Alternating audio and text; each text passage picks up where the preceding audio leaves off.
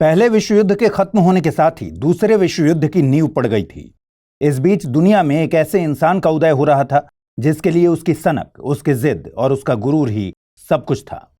20वीं सदी के उस क्रूर तानाशाह को न सुनने की आदत नहीं थी। हारने से बेहतर उसे मरना पसंद था। इस तानाशाह का नाम था एडोल्फ हिटलर। तानाशाही और क्रूरता की दुनिया के बेताज बादशाह हिटलर के बारे में सभी बचपन से पढ़ते सुनते आ रहे हैं। वो किसी के लिए हीरो हो सकता है तो किसी के लिए विलन, पर असल में वो था एक सनकी इंसान। हिटलर नात्सी या फिर नाजी विचारधारा को मानता था। आम भाषा में कहें तो वो आर्य सिद्धांत को मानता था। उसी विचारधारा के तहत उसने लाखों यहूदियों को मौत के घाट उतारा था। अब आप सोच रहे होंगे, आर्य तो भारत के लोग हैं, फिर हिटलर कैसे आर्य थ्योरी को मान सकता है? तो आज इन्हीं सवालों की पड़ताल करेंगे। जानेंगे कि क्या थी हिटलर की आर्यन थ्योरी। क्या हिटलर भी आर्य था? भारत के लोगों के बारे में उसके क्या विचार थे? भारतीय स्वास्तिक और नाजियों के प्रतीक हैकिन क्रेज के बीच क्या समानता है? तो आइए इन सभी को शुरू से समझने की कोशिश करते हैं। हिंदी माध्यम से यूपीएससी की तैयारी करते हैं आप, तो स्टडी IQIS हिंदी के प्रीलिम्स टू इंटरव्यू बैच यानी P2I बैच के बारे में तो जानते होंगे। अगर नहीं जानते तो मैं बताता हूँ। देखिए, P2I बैच में मिलता है 1000 घंटों से ज्यादा की लाइव क्लासेस, पीटी और मेंस के लिए test series, crash course, daily current affairs और सीसेट क्लासेस, हर विद्यार्थी के लिए personal mentor, daily answer writing, PT pass करने पर निःशुल्क आवासीय कार्यक्रम ज्वाइन करने जैसे बहुत सारे फीचर्स। तो 10 जून से शुरू हुए बैच में 15 जून तक एडमिशन जारी है और अभी चल रहे स्पेशल ऑफर का लाभ उठाकर 25,999 रुपए में आप इस कोर्स को खरीद सकते हैं। 20 अप्रैल 1889 को हिटलर का जन्म हुआ। पहले विश्व युद्ध के बाद जनवरी 1920 में उसे जर्मन वर्कर पार्टी का प्रोपेगेंडा चीफ यानी प्रचार प्रसार का प्रमुख बनाया गया। आने वाले महीनों में उसने पार्टी का नाम national socialist German worker party यानी नाजी पार्टी रख दिया। अप्रैल 1920 में उसने म्यूनिक के एक हॉल में पार्टी वर्कर्स के सामने भाषण दिया, जहां उसने वर्कर्स से एक सवाल पूछा कि मुट्ठी भर ब्रिटिशर्स ने आधी दुनिया पर राज कैसे कायम कर लिया। कोई सवाल का जवाब देता इससे पहले ही हिटलर ने बोला कि हमें भी यही करना चाहिए। मगर इससे पहले हुई मीटिंग के दौरान हिटलर ने भारतीयों के सपोर्ट में बोला था और कहा था कि भारत से कपास और रबर का निर्यात कर ब्रिटिशर्स ने भारतीयों का खून चूसा और उन्हें भूखा रहने पर मजबूर किया। क्या उन्हें ऐसा करने का हक है? दोनों बातें एक दूसरे के बिल्कुल ही विपरीत थीं। पार्टी वर्कर्स को समझ नहीं आया कि वो कहना क्या चाहता है। तब हिटलर ने अपने दोनों सवालों का जवाब एक शब्द से दिया, पावर यानी ताकत। उसने कहा सारा मामला ताकत का है। अंग्रेजों के पास ताकत थी, इसलिए वो भारत के लोगों पर राज कर पाए और उन्हें ऐसा करने का हक भी है, क्योंकि जिसके पास ताकत नहीं उसे अधिकार की बात करने का कोई हक नहीं। फिर उसने कहा जर्मनी के पास कोई अधिकार नहीं है क्योंकि हमारे पास ताकत नहीं है। अपनी किताब मे कैंप में वो इसी विचार को दूसरे तरीके से कहता है। वो लिखता है या तो जर्मनी वर्ल्ड पावर होगा या होगा ही नहीं। इसके बाद म्यूनिक पार्टी मीटिंग में उसने एक और सवाल किया, अंग्रेजों के पास ताकत आई कहां से? इसका जवाब देते हुए उसने कहा नस्ल। ब्रिटिश भारत पर इसलिए राज कर पाए क्योंकि वो बेहतर नस्ल के लोग थे। हिटलर की इस नस्ल वाली सोच को समझने के लिए उसके दो सहयोगियों के विचार को समझना होगा। पहला ह्यूस्टन स्टीवर्ट चैम्बरलेन और दूसरा अल्फ्रेड रोजनबर्ग। ह्यूस्टन चैम्बरलेन एक ब्रिटिश मूल का जर्मन फिलोसोफर था और वही हिटलर का बौद्धिक गुरु भी था। नस्लीय श्रेष्ठता का विचार हिटलर को चैम्बरलेन से ही मिला था। दरअसल चैम्बरलेन और उसके जैसे कई फिलोसोफर उस वक्त समाज में भोगवाद और भौतिकवाद के सवाल से जूझ रहे थे। औद्योगिक क्रांति ने जीवन जीने के तरीके को बेहतर कर दिया था, साथ ही चर्च और धर्म की ताकत कम होने लगी थी। जर्मन फिलोसोफर नीत्शे द्वारा दिया गया विचार गॉड इज डेड फेमस हो चुका था और एथिक्स और मोरालिटी को साइंस से चुनौती मिलने लगी थी। चैम्बरलेन ने इन सब का हल नस्लवाद के जरिए निकाला। चैम्बरलेन बहुत पहले से ही नस्लवाद का समर्थक था, पर जब 1888 में उसे भारतीय धर्मशास्त्र पढ़ने का मौका मिला तो उसने इसी नजर से भारतीय दर्शन को देखना शुरू किया। 19वीं सदी के मध्य में विलियम जोन्स नाम के एक ब्रिटिश स्कॉलर ने अपने रिसर्च में संस्कृत, ग्रीक और लैटिन भाषा में बहुत सारी समानताएं पाई थीं और इन भाषाओं को बोलने वाले लोगों को उसने नाम दिया था आर्य। ये शब्द जो अब तक भारत में वैदिक परंपरा से जुड़ा था, वो अब एक नस्लीय पहचान बन गया। धीरे धीरे बाकी स्कॉलर्स ने पाया कि 40 और ऐसी भाषाएं थीं जिनमें समान गुण थे। इनमें जर्मन और इंग्लिश भी शामिल थीं। तब से ये सवाल उठने लगा कि भारत और यूरोप के लोग एक जैसी भाषा कैसे बोल रहे थे। दरअसल संस्कृत भाषा इंडो यूरोपियन परिवार की भाषा थी। तब तक ये विचार भी आम हो चला था कि कुछ 1500 साल पहले आर्य भारत में सेंट्रल एशिया के रास्ते आए थे। इसी विचार को आगे बढ़ाते हुए चैम्बरलेन ने दावा किया कि भारत में पहुंचे शुरुआती लोग असल में जर्मन थे, जो कि नॉर्डिक नस्ल के यानी आर्य थे। ये लोग फादरलैंड यानी जर्मनी से निकलकर एशिया के अलग अलग इलाकों में बस गए थे। चैम्बरलेन के मुताबिक हिटलर भी नॉर्डिक नस्ल का था यानी आर्य था। चैम्बरलेन भारतीय वेद और उपनिषदों को पढ़कर उनसे बड़ा प्रभावित हुआ था, लेकिन इनमें मौजूद कई अच्छी बातों को छोड़कर उसने जाति प्रथा पर ही ध्यान दिया। नस्लीय बंटवारे के रूप में जाति प्रथा उसे बड़ा लॉजिकल सिस्टम लगा, जिसमें श्रेष्ठ नस्ल के लोग सबसे ऊपर और कमतर नस्ल के लोग नीचे थे। उसने दावा किया कि श्रेष्ठ आर्य लोगों ने वेदों और उपनिषदों को लिखा और दुनिया को भौतिकवाद से आगे बढ़ाने की थियरी दी। फिर जिस दूसरे व्यक्ति ने हिटलर को प्रभावित किया वो था अल्फ्रेड रोजनबर्ग। 1920 में हिटलर की रोजनबर्ग से मुलाकात हुई और हिटलर ने उसे नाजी पार्टी का मुखपत्र नेशनल सोशलिस्ट का संचार एडिटर नियुक्त कर दिया। इसी के जरिए नाजी पार्टी ने नस्लीय श्रेष्ठता के विचार का प्रचार प्रसार किया। चैम्बरलेन की तरह ही रोजनबर्ग भी भारतीय इतिहास और संस्कृत भाषा में बहुत दिलचस्पी रखता था।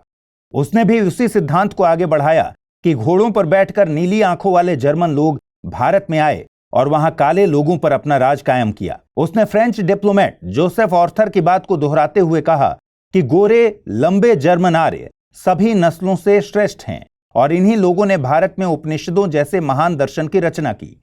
रोजनबर्ग ने जाति व्यवस्था पर अपने विचार रखते हुए कहा कि काले मूल निवासियों से खुद को अलग रखने के लिए ही आर्यों ने वर्ण व्यवस्था की शुरुआत की। वर्ण शब्द का एक मतलब जाति था और एक मतलब था रंग। हिटलर इन्हीं सब बातों से बहुत प्रभावित था। उसके लिए सही वही है जिसके हाथ में पावर है। उसके विचार में बिना पावर के सही होने का कोई मतलब नहीं। मगर सवाल है कि हिटलर ने आर्य जाति को ही ताकतवर क्यों माना। हिटलर की नजर में आर्य श्रेष्ठ थे, इसलिए वही सबसे ताकतवर थे, इसलिए वही दुनिया पर अपना वर्चस्व कायम करने का अधिकार रखते थे। हिटलर की यह विचारधारा चार्ल्स डार्विन और हर्बर्ट स्पेंसर जैसे विचारकों के सिद्धांतों पर आधारित थी। डार्विन प्रकृतिवादी थे। उन्होंने विकास और प्राकृतिक चयन की अवधारणा के लिए पौधों और पशुओं की उत्पत्ति को एक्सप्लेन किया था। हर्बर्ट स्पेंसर ने सर्वाइवल ऑफ द फिटेस्ट की थ्योरी दी। इस थ्योरी के मुताबिक जो सबसे योग्य है वही जिंदा बचेगा, यानी जो प्रजाति नेचर के साथ तालमेल बिठा पाती है वही धरती पर जिंदा रहती है। यहां गौर करने वाली बात है कि डार्विन ने नेचुरल सिलेक्शन की थ्योरी को पूरी तरह से नेचुरल प्रोसेस पर आधारित बताया था। इंसानी दखल की वकालत उसने कभी नहीं की, पर नस्लवादी विचारकों और राजनेताओं ने समाज पर अपने साम्राज्यवादी शासन को सही ठहराने के लिए डार्विन के विचारों का सहारा लिया। नाजियों की दलील बहुत सिंपल थी, जो नस्ल सबसे ताकतवर है वही जिंदा रहेगी, कमजोर नस्लें खत्म हो जाएंगी। आर्य नस्ल सर्वश्रेष्ठ है, उसे अपनी शुद्धता बनाए रखनी है, ताकत हासिल करनी है और दुनिया पर अपना वर्चस्व कायम करना है। इस तरह हिटलर ने अलग अलग विचारों को उठाया और उन्हें अपने भ्रष्ट और गलत मंसूबों तथा जिद को पूरा करने के लिए इस्तेमाल किया। हिटलर की नजर में सभी लोगों को बराबरी का हक नहीं था। उसके अनुसार कोई इंसान या तो बेहतर या फिर कमतर है। उसके नजरिए में ब्लॉन्ड नीली आंखों वाले सुनहरे बालों वाले नॉर्डिक जर्मन आर्य सबसे ऊपर और काली आंखों वाले काले बालों वाले यहूदी सबसे निचले पायदान पर आते थे। यहूदियों को नस्ल विरोधी यानी आर्यों का कट्टर दुश्मन माना जाता था। बाकी तमाम समाजों को उनके बाहरी रंग रूप के हिसाब से जर्मन आर्यों और यहूदियों के बीच में रखा गया था। हिटलर के भारतीयों के प्रति विचार भी नफरत से भरे थे। उसे भारतीयों से नफरत थी। वो भारतीयों को सही मायने में आर्य नहीं मानता था। दरअसल स्टीवर्ट चैम्बरलेन ने जो थियरी दी कि जर्मनी से भारत पहुंचे आर्यों ने ही उपनिषद जैसे महान ग्रंथों को लिखा, उन्होंने खुद को भारत के मूल निवासियों से अलग रखने के लिए जाति प्रथा की शुरुआत की। लेकिन फिर धीरे धीरे नस्ल में मिलावट हुई और भारतीय आर्य लुप्त हो गए।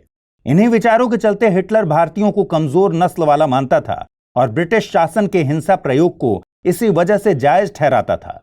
भारतीयों को लेकर हिटलर के विचार उसकी किताब मे कैंप में लिखी इन नस्लवादी बातों से समझ सकते हैं, जिसमें हिटलर ने लिखा है कि एक जर्मन होने के नाते मैं इंडिया को इंग्लैंड डोमिनियन के अंदर देखना चाहूंगा बजाय किसी और देश के। 1936 में एक राजनीतिक रैली में हिटलर ने कहा था कि भारतीय चल भी नहीं सकते, अंग्रेजों ने उन्हें सिखाया कि चलना क्या होता है। इसके अलावा समय समय पर उसने भारतीयों के लिए नस्लवादी शब्द का इस्तेमाल किया। एक रैली में उसने कहा कि भारत में ब्रिटिश राज जर्मनी के लिए एक मॉडल है और इंडिया इस बात का उदाहरण है कि एक गुलाम नस्ल के साथ कैसे व्यवहार किया जाता है। आजादी के आंदोलन को लेकर उसका मत था कि यह बेहतर नॉर्डिक नस्ल के खिलाफ नीची नस्ल के लोगों का विद्रोह था। इंडियन प्रॉब्लम्स के बारे में बात करते हुए उसने वायसराय लॉर्ड इरविन को सलाह दी थी कि गांधी को गोली क्यों नहीं मार देते। बात यहां गांधी की नहीं थी।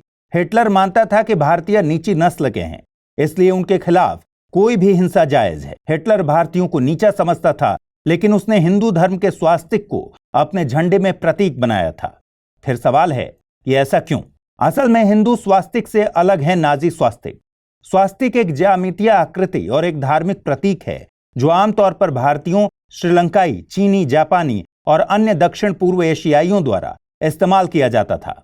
स्वास्तिक का पहली बार इस्तेमाल सिंधु घाटी सभ्यता के लोगों ने किया था। इसे शुभता, दिव्यता, आध्यात्मिकता और सौभाग्य के प्रतीक के रूप में इस्तेमाल किया जाता है।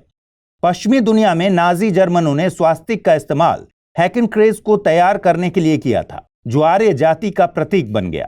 द्वितीय विश्व युद्ध और यहूदियों के नरसंहार के बाद कई यूरोपीय स्वास्तिक को हिटलर और उसकी नाजी पार्टी द्वारा किए गए बड़े पैमाने पर नरसंहार के मार्मिक अनुस्मारक के रूप में मानते हैं। नाजियों के लिए स्वास्तिक जीवन बनाने और प्रभावित करने का प्रतीक था। अगर इसकी बनावट की बात करें तो हिंदुओं के घरों में बनाए जाने वाले स्वास्तिक के चारों कोणों में 4 डॉट्स होते हैं। ये डॉट्स 4 वेदों के प्रतीक हैं, जबकि नाजी झंडे पर बने स्वास्तिक में ये डॉट्स नहीं थे। हिंदू धर्म में स्वास्तिक पीला और लाल रंग का इस्तेमाल होता है, जबकि नाजी झंडे में सफेद रंग की गोलाकार पट्टी में काले रंग का स्वास्तिक बना है। नाजी संघर्ष के प्रतीक के तौर पर इसका इस्तेमाल करते थे, जबकि हिंदू धर्म में यह शुभता और तरक्की का प्रतीक है। हालांकि कई आधिकारिक वेबसाइट्स ने नाजी झंडे में भी स्वास्तिक के प्रयोग की बात ही कही है। तो दोस्तों, ये थी कहानी हिटलर और उसकी आर्य विचारधारा की, जिसके तहत वो जर्मन को श्रेष्ठ मानता था। इसी विचारधारा के तहत उसने लाखों लोगों का नरसंहार किया। इस पर आपकी क्या राय है? अपनी राय कमेंट सेक्शन में जरूर शेयर कीजिए। आज इस सेशन में बस इतना ही। आइए अब यूपीएससी मुख्य परीक्षा के लिहाज से एक प्रश्न देते हैं। हिटलर ने आर्य जाति को ही ताकतवर क्यों माना? भारतीय आर्यों के संबंध में उसके क्या विचार थे? चर्चा कीजिए। आपको हमारा ये प्रोग्राम कैसा लगा? इस संबंध में अपना फीडबैक हमें जरूर दीजिएगा। आपके रिस्पॉन्स का हमें इंतजार रहेगा। अगले सेशन में किसी और महत्वपूर्ण टॉपिक के साथ हम फिर हाजिर होंगे। तब तक के लिए नमस्कार। हिंदी माध्यम से यूपीएससी की तैयारी करते हैं आप, तो स्टडी IQIS हिंदी के प्रीलिम्स टू इंटरव्यू बैच यानी P2I बैच के बारे में तो जानते होंगे।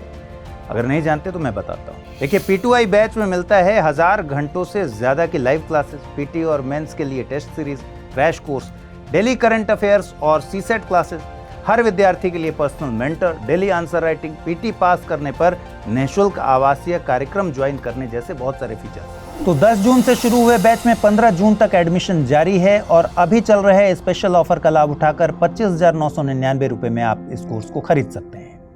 हिंदी में यूपीएससी की तैयारी से संबंधित प्रोग्राम्स को देखने के लिए सब्सक्राइब करें स्टडी IQIS हिंदी।